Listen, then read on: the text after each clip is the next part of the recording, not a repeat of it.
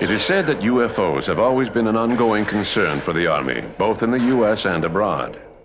Military commanders have even classified this subject as ultra-top secret. Are these rumors true? Are UFOs really a state secret?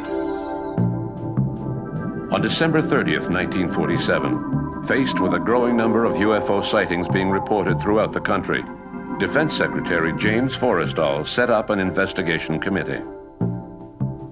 The Air Technical Intelligence Center, or ATIC, was located at the Wright-Patterson Air Force Base in Dayton, Ohio. The committee was known as Project Sign. Before it even had time to determine protocol, the U.S. Air Force was faced with a crisis. On the afternoon of January 7th, 1948, barely a week after Project Sign had been created, Thomas Mantell, a pilot with the National Guard, crashed in his P-51 while pursuing a large silver-colored sphere over Kentucky. This incident was the first to be investigated by Project Sign. According to investigators, Mantell mistook Venus for an unknown craft. He was not wearing an oxygen mask, so he must have gone beyond a safe altitude, lost consciousness, and crashed to the ground. This explanation was far from convincing to military commanders. In 1952, the Mantell case was investigated by the U.S. Air Force, who concluded that the pilot had probably mistaken a skyhook balloon for a UFO. There's a significance to Mantell which is very important, I think, and that is that the Mantell case came in the 1940s, just after the birth of the flying saucer phenomenon, if you like, when Kenneth Arnold had named the flying saucers. And I think it's important to recognize the power of that image that Arnold created because of what happened to Mantell, a sober, sensible, normal pilot who appears, let's say he did make a mistake, he was led on by the publicity and the hype into this new phenomenon. And it said a lot about how much of a grip this had on the American public in the 1940s. It looked like it could be a quick fad, but of course it hasn't been. But the Mantell case was one of the first deaths really associated with the subject, and huge publicity. The publicity generated by the Mantell case only added to the problems of Project Sign. The situation went from bad to worse as more and more UFOs were sighted across the country. On July 24th, 1948, two pilots with Eastern Airlines reported having seen a bright cylinder-shaped object while flying over Alabama. Apparently, they barely avoided a collision. Things were getting tense for military commanders. They ordered Project Sign to produce a report assessing the current state of the situation.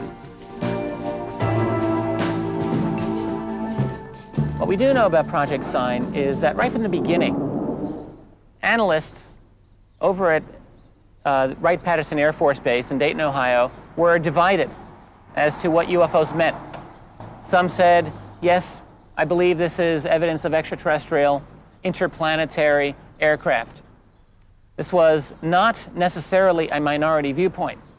There were, however, others that said, no, that's impossible. It cannot be that. It must be something on the fringes of science that we don't yet understand. Now, what appears to have shaken the Sign team up were a series of very important sightings that took place in the summer of 1948. One was in the Netherlands, and a few days later in the United States, in Alabama, one took place of seemingly an identical object. In both cases, it was an object that had a very exceptional speed, was seen clearly visually by trained pilots, and did things that aircraft aren't supposed to be able to do. The Sign team apparently was very impressed by this and wrote what has been called the estimate of the situation. Now, we should state that no copy of the estimate has ever surfaced. I think that the evidence is good that it did exist. There are some very reputable people who have gone on the line to say, yes, I've read it, I know it's in it. Basically, the estimate was a document that the Sign team wrote up that said, yes, UFOs are real, we believe they're interplanetary. This was a document that landed on the desk of Air Force General Hoyt Vandenberg.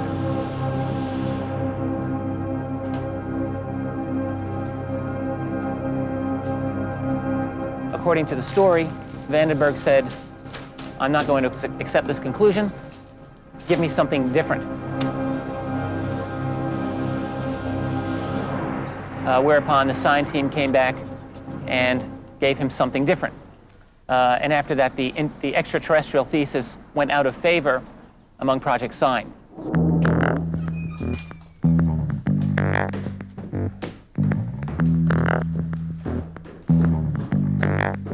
Supposedly, after rejecting the initial conclusions of the estimate of the situation, which stated that the flying saucers could be extraterrestrial in origin, General Hoyt S. Vandenberg gave the order to burn all copies of the report.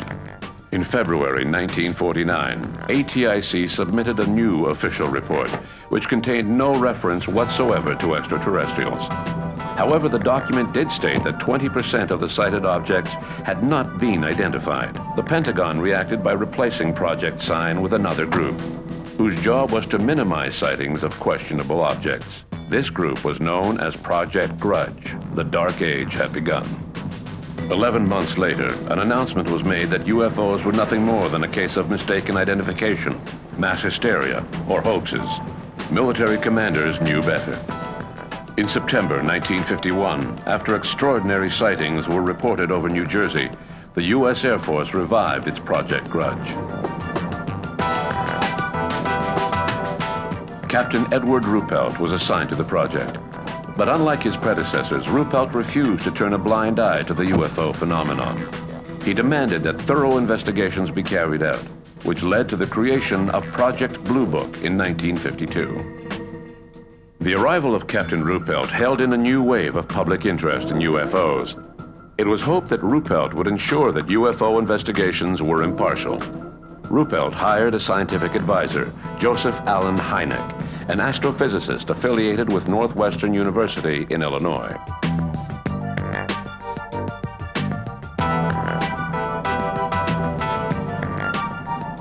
Unfortunately, political winds changed direction in July 1952, when UFOs were sighted over the nation's capital. General John Samford, spokesman for the U.S. Air Force, held a press conference and stated that the lights were nothing more than a natural phenomenon created by temperature inversions. This explanation was hardly convincing. Several federal agencies, including the CIA, were demanding a meeting. They feared that the flying saucer mania would lead to mass hysteria throughout the country. When this meeting was finally held in January 1953, the CIA explained that it was vital to convince the public that UFOs were nothing more than hoaxes or a case of mistaken identification. The U.S. Air Force instructed Ruppelt to direct his efforts towards this goal. Project Blue Book became nothing more than a public relations agency. Ruppelt resigned a few months later, fed up with his new orders. Project Blue Book evolved out of the former Project Sign, which then became something known as Project Grudge, and that became Project Blue Book in the spring of 1952. The reason it did is because of the upsurge of UFO sightings that took place at that time.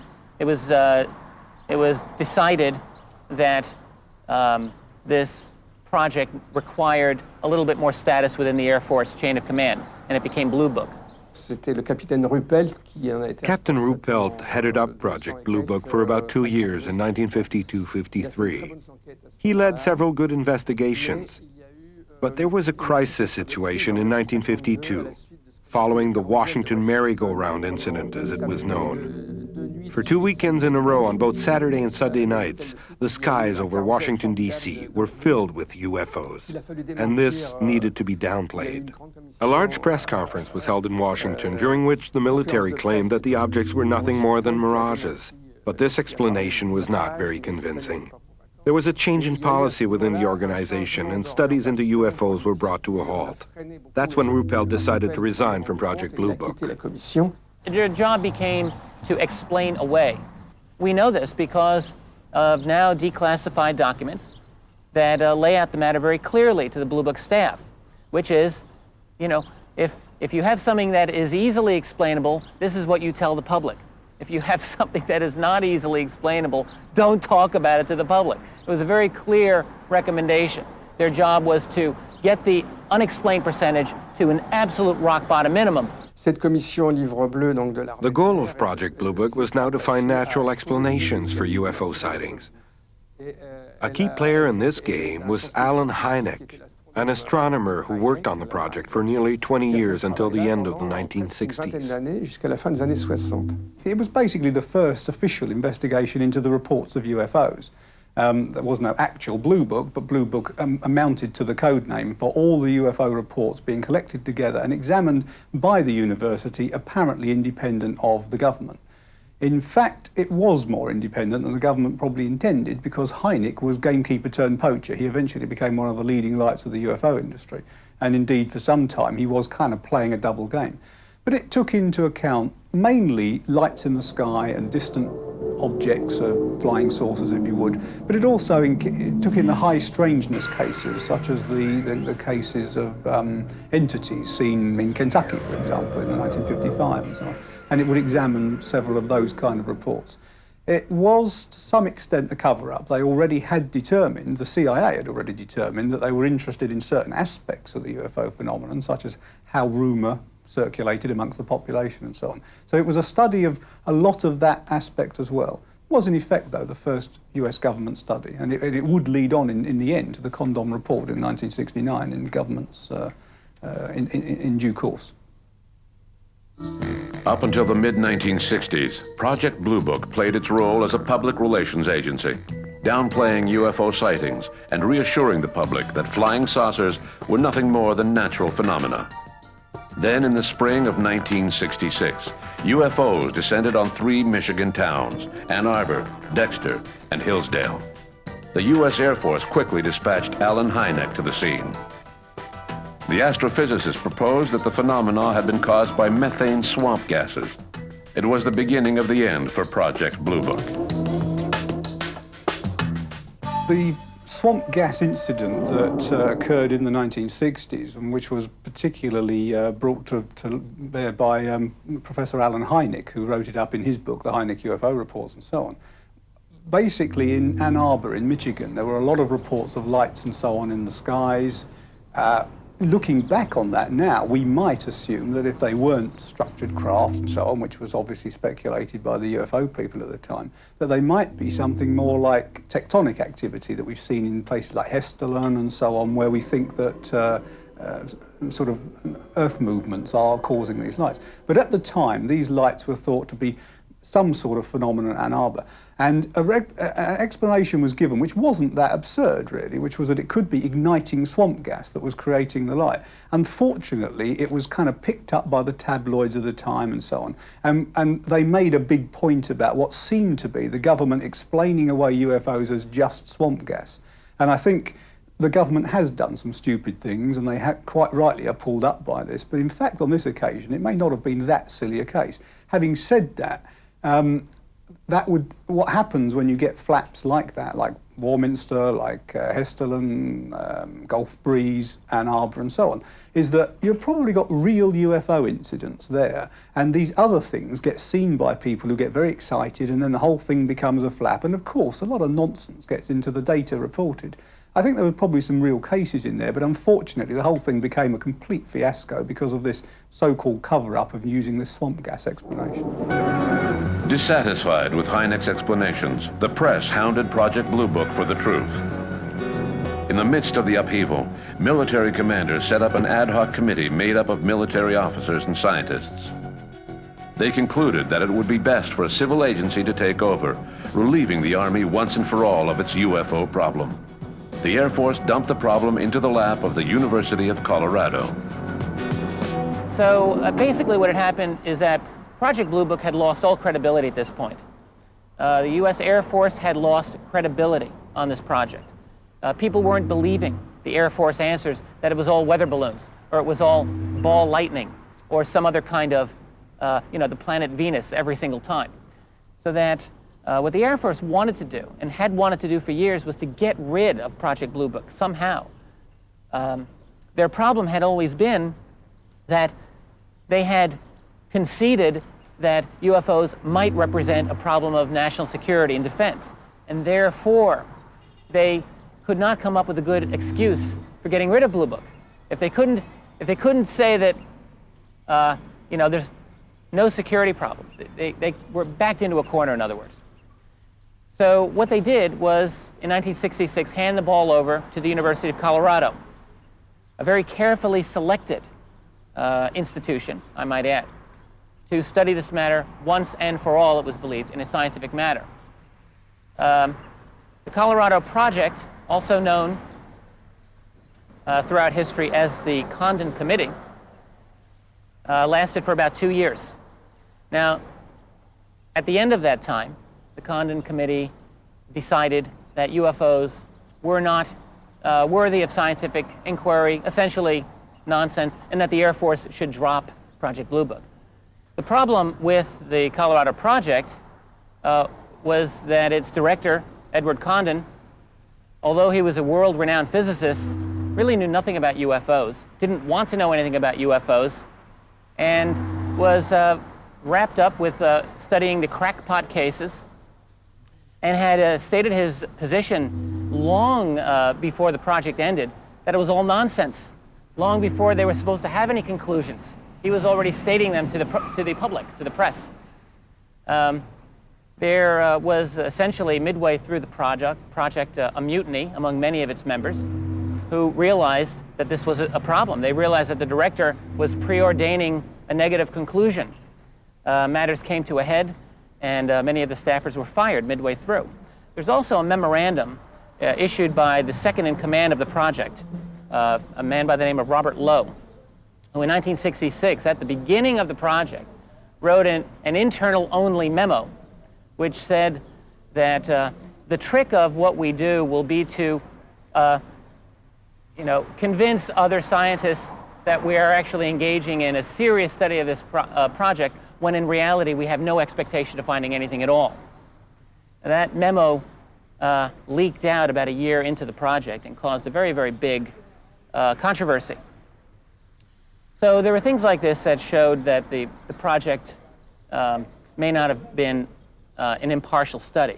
Certainly, if you review the Condon Committee report, there are many deep flaws with it. It is a deeply, deeply flawed scientific document. The conclusions did not match the data. Some reports were well investigated, others were not. And so that it was a very spotty report. For a document that was supposed to solve the UFO controversy, it did not do it. Now, none of that really seemed to matter. The Condon Committee report was released in January of 1969, and the press basically said, oh, okay, nothing to it, end of story. The Air Force said, thank you very much, we're done with Project Blue Book. By the end of the year, Project Blue Book had been disbanded. So in a sense, the Condon Committee was messy, but it did the job. The conclusions of Project Colorado were so incoherent that people wondered whether Dr. Condon had even bothered to read the report before drawing his own conclusions. Once the Condon report was released and Project Blue Book was disbanded, the U.S. Air Force disassociated itself with the UFO issue. Officially, that is. After 1969, the U.S. Air Force has continued to maintain that it no longer investigates reports of unidentified flying objects, or UFOs. This has been its consistent position now for over 30 years. This is patently untrue.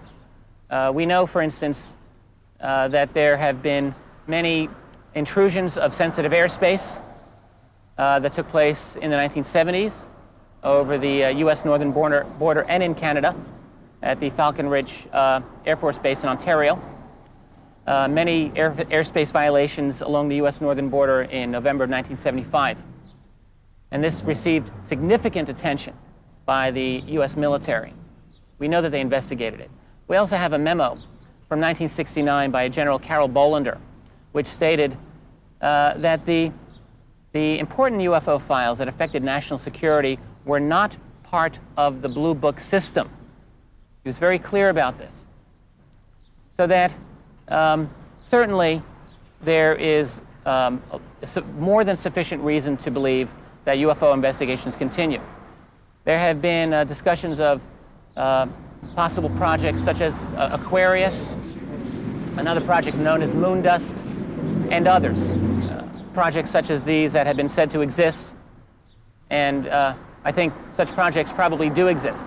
It's hard for me to say specifically For example, what was the history of Project Aquarius? We don't really have much information about this. And the documents that discuss Project Aquarius have themselves been disputed in their authenticity. It's very hard to know exactly what it was about. What is clear is that examination and study and investigation of UFOs has continued to the present day.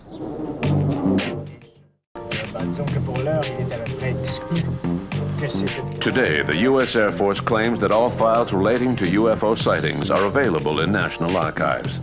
But we have reason to believe that these archives are only the tip of the iceberg.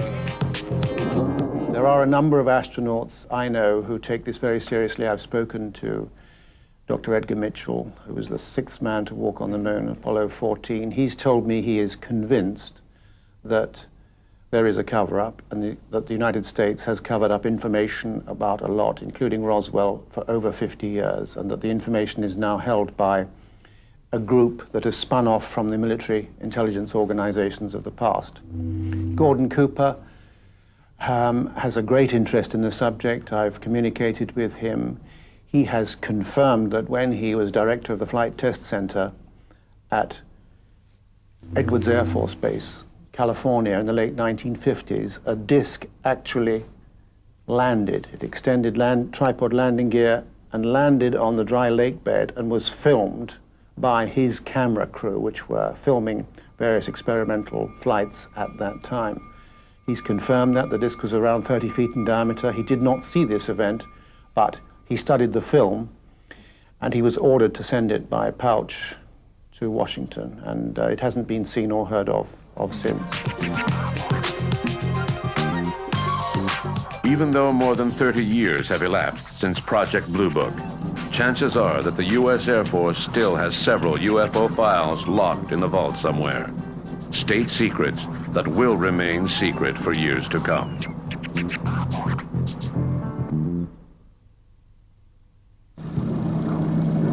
After the Second World War, most NATO countries looked to the U.S. to solve the UFO problem. But that didn't stop them from carrying out their own investigations. In the early 1950s, the Canadian Air Force and the Department of Transportation held several meetings to discuss UFOs. These meetings were known as Project Second Story. In March 1953, the committee concluded that there wasn't anything in the UFO file worth pursuing. Up until 1967, when the Canadian Army released its UFO files to national archives, the military had done only a few cursory investigations to ensure that the sightings were not a risk to national security. Even today, the Army is keeping a discreet eye on UFO sightings, but only for security reasons. It keeps a close watch on air traffic.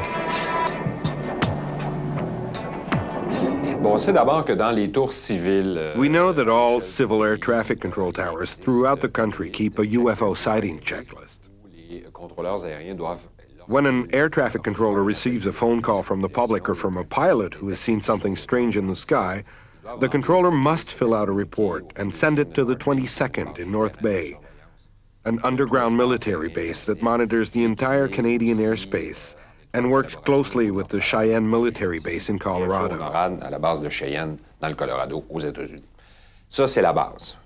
These are the basics that we know, that anyone can find out. There's nothing hidden. It's all part of monitoring the Canadian territory. Whenever the Army detects an object flying in the Canadian airspace that refuses to identify itself and to respond to radio calls, it has strict instructions to send up fighter jets to intercept the object.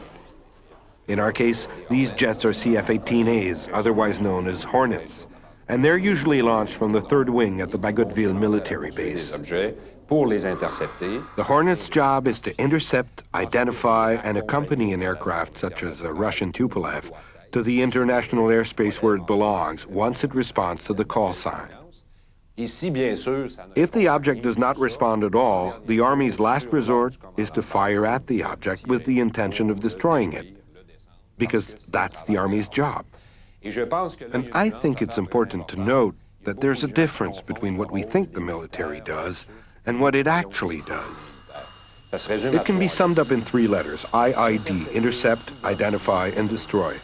That's what the military does. That's what they're paid to do. I would say that UFOs are pretty far down on their list of concerns. They're not paid to study UFOs. That's not their job. And I would even go so far as to say that they scoff at the whole idea of UFOs. As long as national security is not in danger, they will come up with a story about how something strange was spotted in the sky, and the story will end there. The information will be passed on to the NORAD base in Cheyenne, Colorado, but nothing more will be done about it.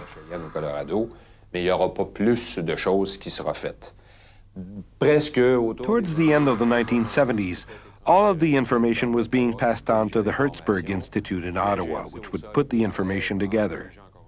Then the RCMP would create a file from the information gathered.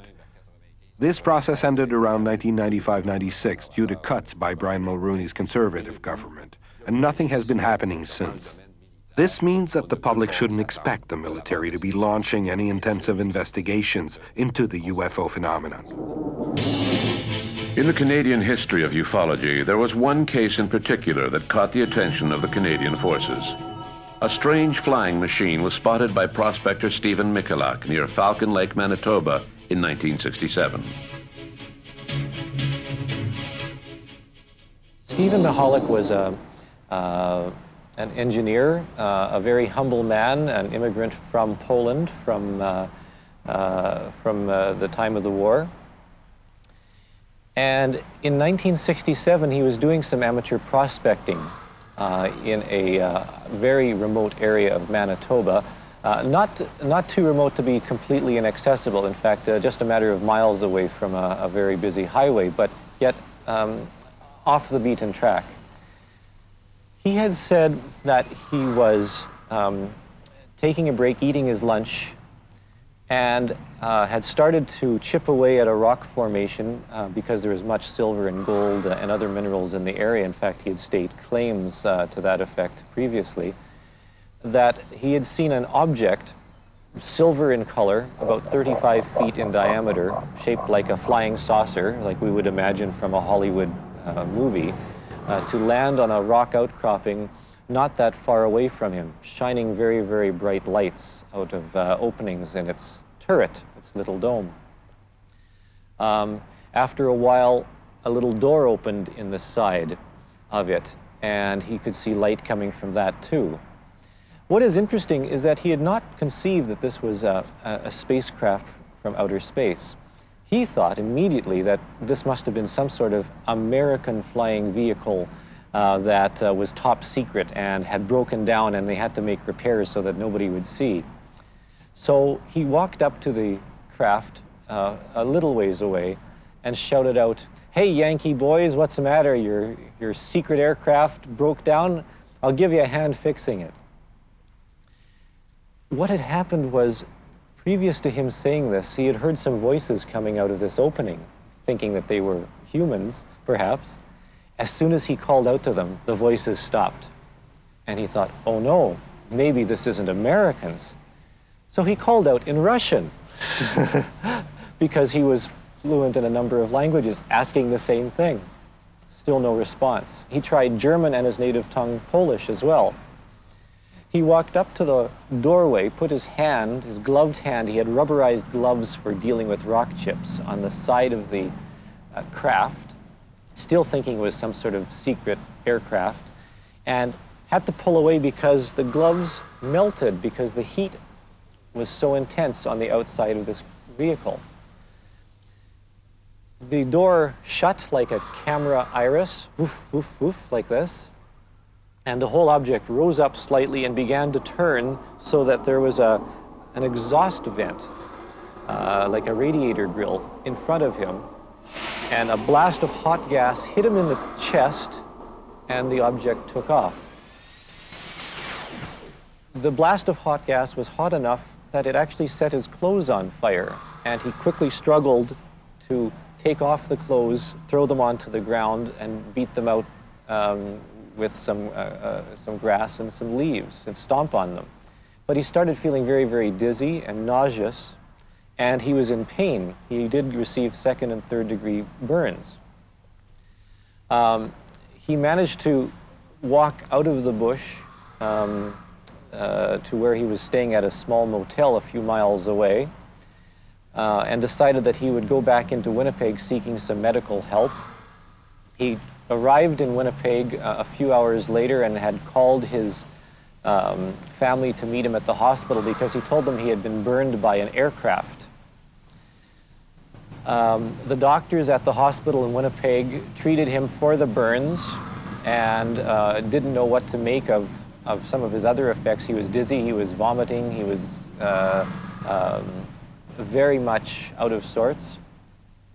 Only later did he actually explain to his family what had happened, and he thought that because this was some sort of secret aircraft and perhaps it wasn't a Canadian or American craft, that it was some other device, that he should tell authorities about this. So he contacted one of the newspapers in Winnipeg and told a reporter about his experience. And when the reporter heard the fantastic story, it broke all across Canada, in fact, around the world. And it became one of the most intensely investigated reports in all of North America. At first, the authorities turned over the investigation to Sergeant Paul Biskey of the Canadian Air Force. His report was filled with contradictions. Biskey recognized that Michalak was honest, yet he remained convinced that the whole thing was nothing more than a hoax or a hallucination. Biskey was very much against the notion of flying saucers.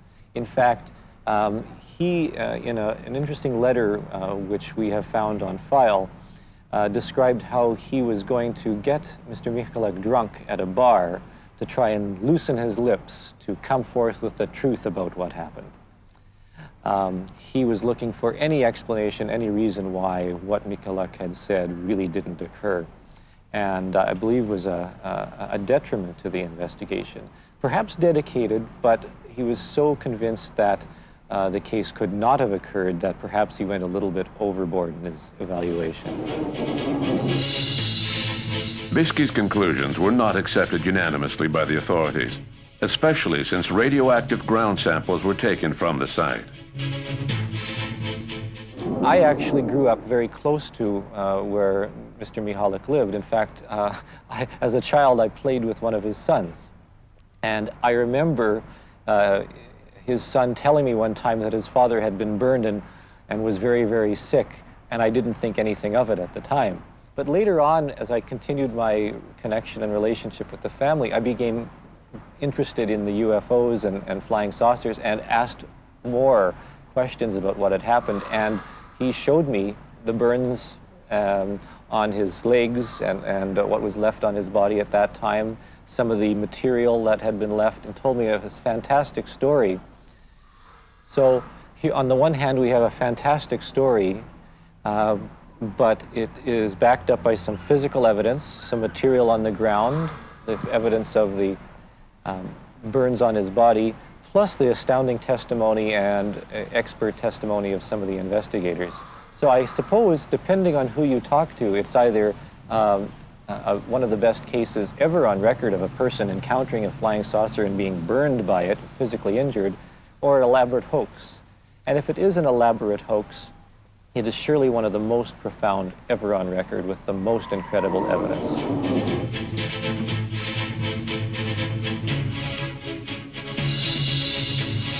The Michalak case was never really explained. Even today, 35 years later, part of the Michalak file is still inaccessible, classified as a state secret by National Defense.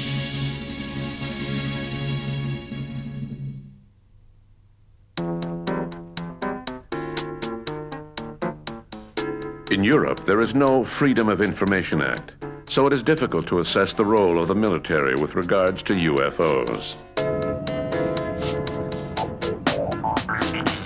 We do know that the British government has always been interested in UFOs. Between 1991 and 1994, Nick Pope was in charge of studying reports of UFO sightings.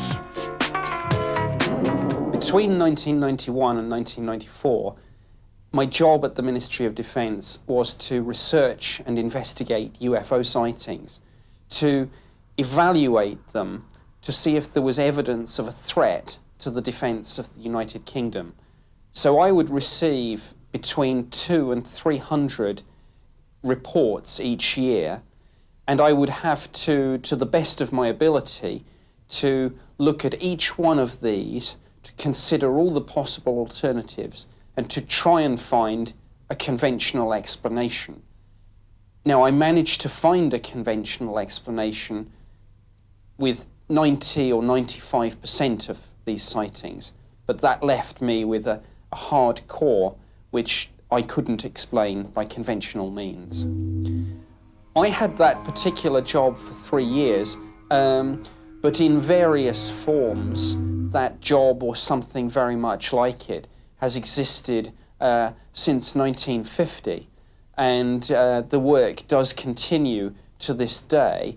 Having said that, I think over the years, the way in which the subject has been treated has varied enormously. Sometimes due to the attitudes or belief of whoever is doing the job at the time. So I, for example, was quite involved in the subject because I thought it was worthy of interest. Others, I think, over the years have taken a less involved view. The British Ministry of Defence has been interested in UFOs since 1950. The Churchill administration was concerned with the US situation, and the British press were a bunch of fearmongers. Military commanders were questioning the nature of these flying saucers. Could they be a new weapon being developed by the Russians? Yes. The British government's interest in UFOs dates back to about 1950.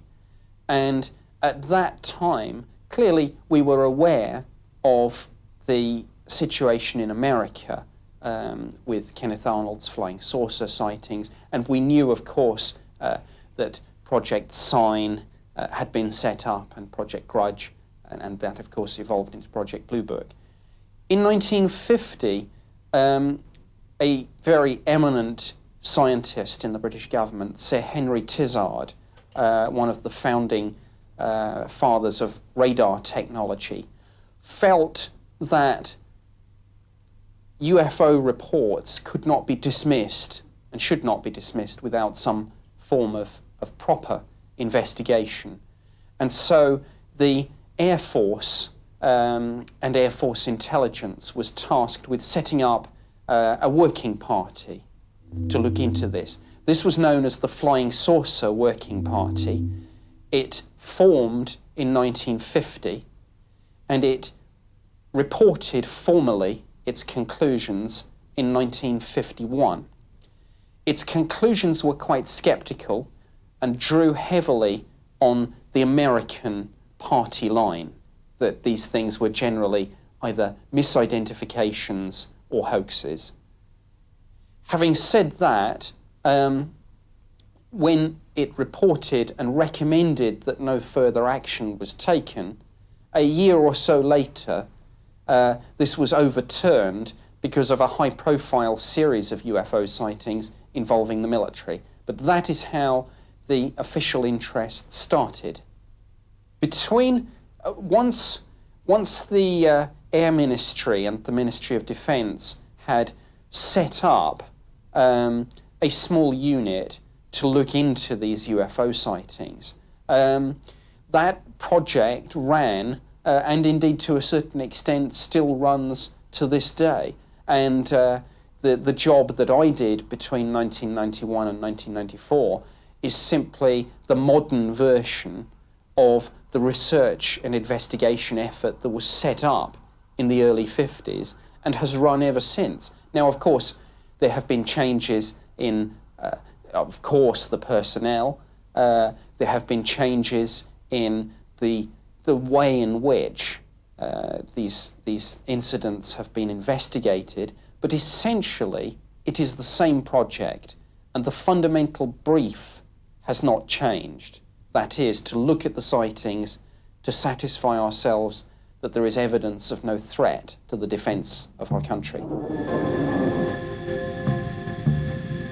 By definition, the Army is secretive and doesn't reveal information to the public. It prefers to keep silent rather than work openly with ufologists. But a few years ago, the Belgian Army decided to cooperate with a group of Brussels ufologists. SOBEPS, the French acronym for the Belgian Society for the Study of Space Phenomena. In the fall of 1989, an airship appeared over Belgium. Witnesses described a large, black, triangular-shaped craft with 3 flashing red lights. In Brussels, SOBEPS was quickly inundated with reports of sightings.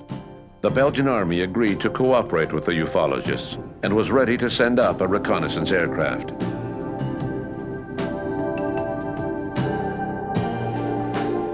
On March 30th, 1990, a triangle was detected on radar screens at Semerzac Station. Just after midnight, 2 F-16 fighter jets were sent up to pursue the object.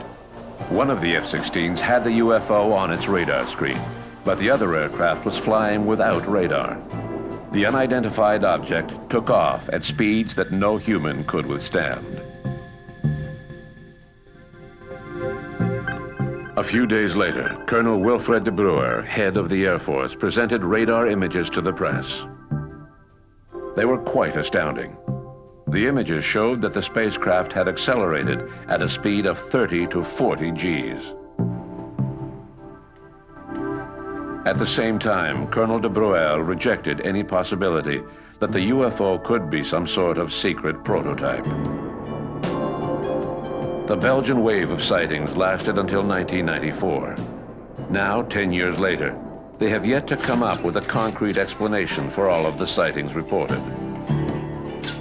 What's important to remember is not so much the sightings themselves, but rather the open dialogue that took place between a group of ufologists and the National Army.